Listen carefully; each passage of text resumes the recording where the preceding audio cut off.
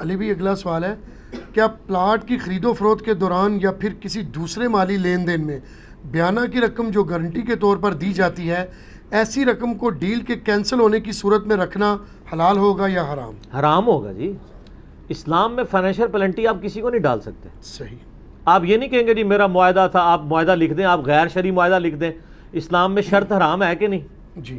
اب آپ کہیں جی میرا معاہدہ تھا کہ جی اگر یہ جیت گیا تو میں کھلاؤں گا، اگر میں جیت گیا تو یہ کھلاؤں گا. آپ کے معاہدہ کرنے سے حرام تو نہیں حلال ہو جائے گا، سود تو حلال نہیں ہو جائے گا، جوا تو حلال نہیں ہو جائے گا. اس طرح اسلام میں فائنینشیل پلنٹی ڈالنا حرام ہے. ایون آپ کے بجلی کے اور گیس کے بلوں میں جو جرمانے لگتے ہیں، بیسیکلی یہ جرمانہ بھی حکومت کے لیے ڈالنا حرام ہے. اب ہم تو ظاہر سسٹم میں مجبور ہیں نا، دے رہے ہیں. حکمرانوں کی بہرحال پوچھ ہوگی کہ وہ یہ زبردستی کام کیوں کر رہے ہیں. 1 یا 2 مہینے کوئی نہیں دیتا، آپ جرمانہ نہ ڈالیں، اس کا بجلی کا کنیکشن کاٹ دیں، ٹھیک ہے، وہ آپ کا حق ہے کہ یہ پیسے نہیں دے پا رہا تو ہم اس کو بجلی نہیں دیں گے. لیکن آپ جرمانہ ڈال کیوں دیتے ہیں بل لیٹ کے ہونے کے اوپر؟ ٹھیک ہے. اسی طریقے سے اگر کوئی ٹریفک سگنل توڑتا ہے، کوئی فائنینشیل پلنٹی نہیں اس پہ ہونی چاہیے. ایتھیکل پلنٹی ڈالیں آپ کہ 3 بار سگنل توڑ دے یا 3 بار غلطی کرے، اس کا لائسنس جو ہے وہ 1 سال کے لیے کینسل ہے. سر وہ لکیریں لگڑے گا ناک کی، رات کے 2 بجے بھی اگر اکیلا بھی کھڑا ہوا اشارہ نہیں توڑے گا. نہیں توڑے گا. توڑتا ہے باہر کے ملکوں میں کوئی؟ نہیں توڑتے کبھی بھی نہیں. کیوں؟ ان کو پتہ ہے کہ لائسنس ہمارا کینسل ہو جائے گا.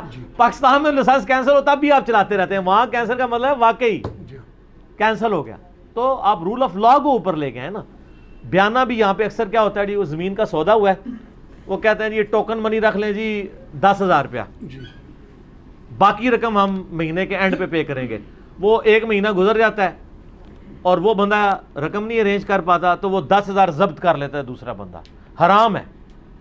میرے اپنے ساتھ ایسے ہوا، ایک دفعہ میرے والد صاحب نے زمین کا سودا کیا تو اس نے انیشل ہمیں کوئی 40,000 کی رقم دی تو بیانے کے طور پہ، تو وہ اپنا معاہدہ پورا نہیں کر پایا.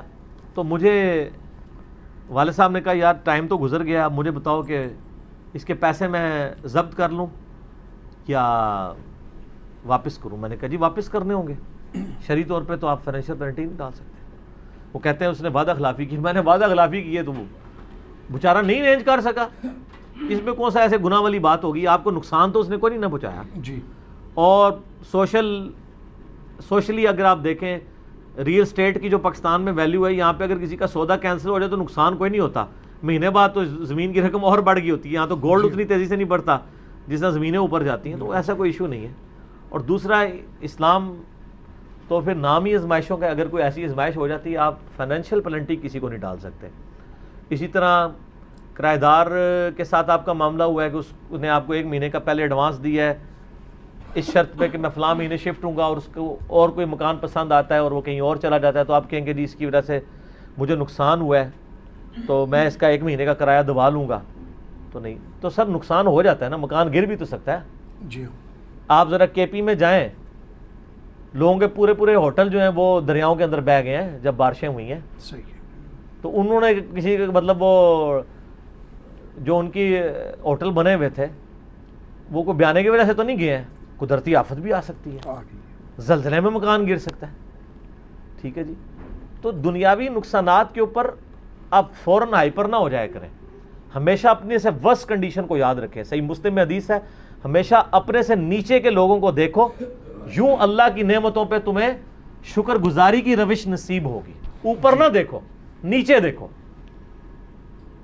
یہاں لوگ جو ہیں وہ کہتے ہیں ہمیں تکلیف بھی نہ آئے، اور یہ ویسے کام ہمارے واعظین نے بھی بہت خراب کیا ہے. ہمارے جو مذہبی واعظین ہیں نا، انہوں نے اسلام کی پکچر ایسی پیش کی ہے کہ آپ ایک دفعہ داڑھی رکھ لیں، نمازیں شروع کر دیں، پھر تو آپ کو گویا دنیا کی کوئی تکلیف ہی نہیں پہنچنی.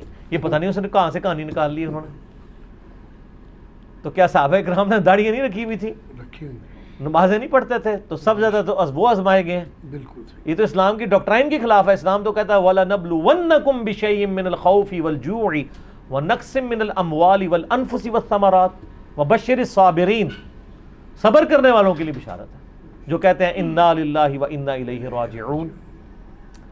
تو میری ایک یوٹیوب پہ کلپ بھی ہے، مصیبت کی خبر کو خوشی میں بدلنے کی دعا. کہ آپ کو جب بھی پہلا صدمہ پہنچے، صحیح مسلم میں حدیث ہے، جو شخص یہ دعا پڑھ لے گا اللہ تعالیٰ اس کو نعم البدل اس سے بہتر عطا فرمائے گا۔ ام سلمہ کہتی ہیں جب میرا خامند ابو سلمہ فوت ہوا تو میں نے فوراً یہ دعا پڑھ لی، مجھے نبی علیہ السلام سے سن کے میں نے یاد کی تھی، پھر میں دل میں سوچتی تھی کہ میرے خامند سے تو بہتر کوئی مرد ہی نہیں ہے، مجھے اللہ تعالیٰ اس کا بہتر نعم البدل کیسے دے گا؟ تو جب میری عدت پوری ہوئی تو نبی علیہ السلام نے نکاح کا پیغام بھجوا دیا، اللہ اکبر۔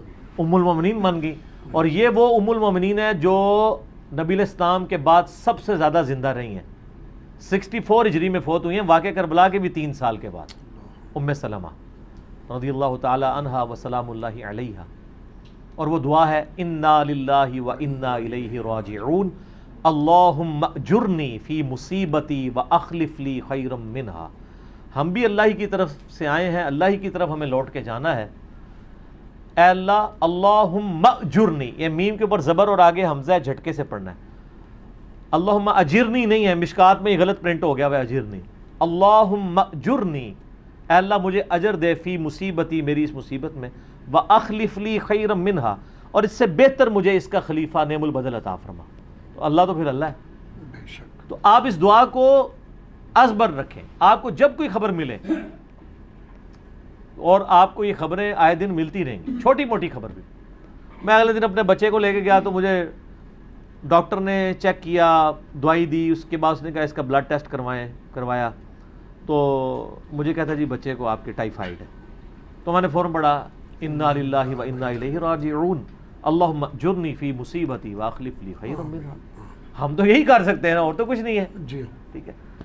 تو آئے دن آپ کو ذہنی اندیشوں والی خبریں ملیں تو فوراً یہ دعا پڑھا کریں، انشاءاللہ، تو انشاءاللہ تعالی اللہ تعالیٰ اس کا بہتر نعم البدل عطا فرما دے انشاءاللہ۔ انشاءاللہ۔ ٹھیک ہو گیا؟ جزاکم اللہ خیر۔